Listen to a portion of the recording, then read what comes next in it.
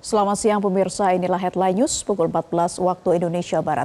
Kuasa hukum almarhum Dini Sera Afrianti memenuhi panggilan Komisi Yudisial sebagai pelapor dalam dugaan kejanggalan putusan Hakim Pengadilan Negeri Surabaya yang membebaskan Ronald Tanur atas kasus kematian Dini.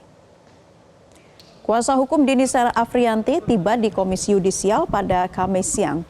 Kuasa hukum keluarga Dini, Dimas Yemahura, mengatakan ia datang bersama saksi yang mengikuti jalannya sidang Ronald Tanur di PN Surabaya. Pihaknya ingin menunjukkan berbagai kejanggalan yang terjadi dalam persidangan. Dimas menyebut hakim tidak fair dan tidak objektif selama persidangan. Bahkan menurutnya, pertimbangan hakim yang membebaskan Ronald Tanur bertolak belakang dengan fakta hukum yang ada. Komisi Yudisial telah menjadwalkan pemanggilan kepada sejumlah pihak untuk mendalami dugaan pelanggaran kode etik dan pedoman perilaku hakim yang dilaporkan oleh keluarga korban. Selain pelapor, KY dalam waktu dekat akan memanggil pihak-pihak terkait hingga 3 hakim PN Surabaya yang membebaskan Ronald Tanur.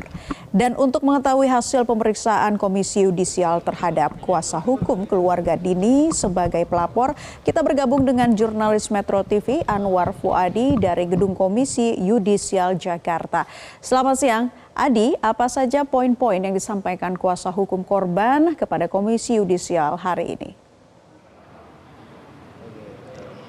Ya, Naila, hingga pukul 14 waktu Indonesia Barat ini pihak kuasa hukum dari keluarga korban almarhumah Dini Sera Afrianti saat ini masih memberikan keterangan kepada Komisi Yudisial. Tadi mereka datang sekitar pukul 11.30 waktu Indonesia Barat dan sempat sedikit memberikan keterangan kepada awak media terkait dengan poin-poin apa saja yang akan mereka jelaskan nanti kepada Komisi Yudisial yang memanggil mereka sebagai pelapor dalam kasus dugaan pelanggaran kode etik dan pedoman perilaku hakim yang sebelumnya mereka laporkan ke Komisi Yudisial pada tanggal 29 Juli 2024 lalu. Pada intinya mereka ingin menunjukkan seperti apa sebenarnya proses persidangan terhadap Ronald Tanur yang berujung kepada vonis bebas terhadap Ronald Tanur ini.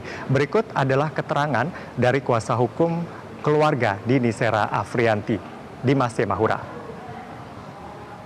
Kami bertiga di sini, pertama saya menghadirkan saksi ya. Sebagai pelapor saya menghadirkan saksi yang pada saat itu mengikuti jalannya persidangan. Jadi kami ingin menunjukkan bahwasannya persidangan yang kemarin itu berjalan seperti apa. Karena sudah saya sampaikan pada banyak media bahwasannya berjalannya persidangan di proses penanganan kasus ini menurut kami itu tidak fair. Artinya hakim itu tidak objektif dan menurut kami tidak berpihak kepada korban itu.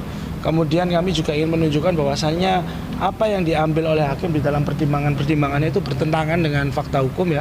Artinya di sini kami tidak dalam rangka untuk mengintervensi putusannya, tapi bagaimana hakim itu tidak memiliki objektivitas di dalam proses mengambil pertimbangan hukum. Naila. Adi, lalu apakah Komisi Yudisial sudah menjadwalkan pemanggilan terhadap para hakim? Ya, Naila, sebelumnya juru bicara Komisi Yudisial Mukti Fajar mengatakan saat ini prosesnya adalah pemanggilan yang akan dilakukan kepada sejumlah pihak. Pada hari ini dimulai dengan pemanggilan terhadap pelapor, yakni kuasa hukum dari keluarga korban Dini Sera Afrianti, dan nanti akan dilanjutkan secara bertahap dan ditargetkan akan selesai pada bulan Agustus ini, baik itu kepada saksi, pihak-pihak terkait lainnya, termasuk kepada majelis hakim yang menangani kasus ini. 3 majelis hakim yang menangani kasus ini adalah Hakim Ketua Erin Tuah Damanik, lalu kemudian Hakim Anggota Bangapul, dan Heru Hanindio.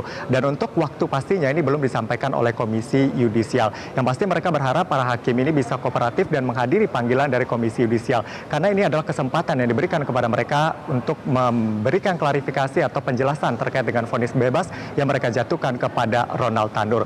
Pun pada akhirnya ketiga majelis hakim ini tidak hadir nanti di Komisi Yudisial, proses pelaporan ini akan terus dilanjutkan oleh Komisi Yudisial tanpa ada pembelaan atau klarifikasi yang disampaikan oleh 3 orang hakim yang dilaporkan ke Komisi Yudisial oleh pihak keluarga Dini Sera Afrianti. Kalau kita lihat lagi ke belakang, Naila, terkait dengan upaya-upaya yang sudah dilakukan oleh pihak keluarga selain mendatangi Komisi Yudisial pada tanggal 29 Juli 2024 lalu yang kemudian prosesnya saat ini tengah berjalan dan juga sudah mulai melakukan pemanggilan terhadap sejumlah pihak keluarga dari Dini Sera Afrianti tentunya bersama kuasa hukumnya ini juga sudah datang ke berbagai pihak. Di antaranya adalah Badan Pengawas Mahkamah Agung atau Bawas MA pada tanggal 31 Juli 2024 lalu untuk melaporkan ketiga hakim ini juga tentunya atas dugaan pelanggaran etik. Namun hingga saat ini belum ada update terkait dengan laporan ini. Lalu mereka juga sebelumnya sudah datang juga ke Dewan Perwakilan Rakyat atau DPR RI pada tanggal 29 Juli 2024. Ada RDPU yang digelar bersama Komisi 3 DPR RI. Untuk mengingatkan lagi, dalam RDPU tersebut ada beberapa hal yang disampaikan oleh Komisi 3 yang menjadi kesimpulan dalam rapat tersebut. Yang pertama adalah Komisi 3 meminta Mahkamah Agung dan Komisi Yudisial memeriksa para hakim yang menangani kasus ini. Yang kedua adalah Komisi 3 meminta Jaksa Agung mengajukan kasasi dengan memori kasasi yang kuat. Dan yang terakhir adalah mewajibkan LPSK memberikan perlindungan kepada keluarga korban dan para saksi dalam kasus ini. Tadi kami juga sempat menanyakan kepada pihak penasihat hukum dari rekomendasi yang dihasilkan dalam RDPU bersama Komisi 3 DPR RI, mana saja update yang sudah mereka dapatkan dan mana yang sudah terlaksana. Tadi disampaikan yang pertama, proses di Komisi Yudisial saat ini sedang berlangsung pemanggilan-pemanggilan termasuk terhadap pelapor. Yang kedua adalah yang sudah berlangsung atau yang sudah bisa terwujud adalah memori kasasi. Ini sudah diajukan oleh kejaksaan begitu ya di Surabaya dan sudah masuk ke PN Surabaya. Artinya ini sudah terwujud. Namun poin-poin lain diantaranya adalah Mahkamah Agung. Lalu kemudian Bawas Mahkamah Agung ini juga belum memberikan respon atas laporan yang telah mereka layangkan hingga saat ini. Ini membuat keluarga dari Dini Sera Afrianti ini khawatir atas lambannya penanganan dari Bawas Mahkamah Agung. Karena proses kasasi nantinya juga akan diproses di Mahkamah Agung. Sedangkan mereka melihat fakta pada hari ini, laporan mereka ke Bawas Mahkamah Agung juga belum ada update-nya, belum ada juntrungannya kepada mereka, sehingga ini yang membuat mereka khawatir. Lalu kemudian terkait dengan LPSK, hingga saat ini belum ada perlindungan yang diberikan oleh LPSK, baik itu kepada keluarga korban ataupun kepada para saksi. Padahal ini sudah menjadi rekomendasi dan juga kesimpulan dalam RDPU yang disampaikan oleh Komisi 3 DPR RI. Mereka menunggu tentunya adalah mereka berharap keadilan atas kematian dari Dini Sera Afrianti. Kita tunggu prosesnya berlangsung seperti apa dan kita harapkan ini bisa memberikan rasa keadilan dan juga memuaskan pihak keluarga dan juga masyarakat Indonesia, karena putusan ini dinilai menciderai nalar dan juga logika masyarakat. Untuk sementara demikian yang dapat kami laporkan, kembali ke studio. Naila. Anwar Fuadi melaporkan dari Gedung Komisi Yudisial Jakarta. Terima kasih, selamat bertugas kembali. Jelajahi cara baru mendapatkan informasi. Download Metro TV Extend sekarang.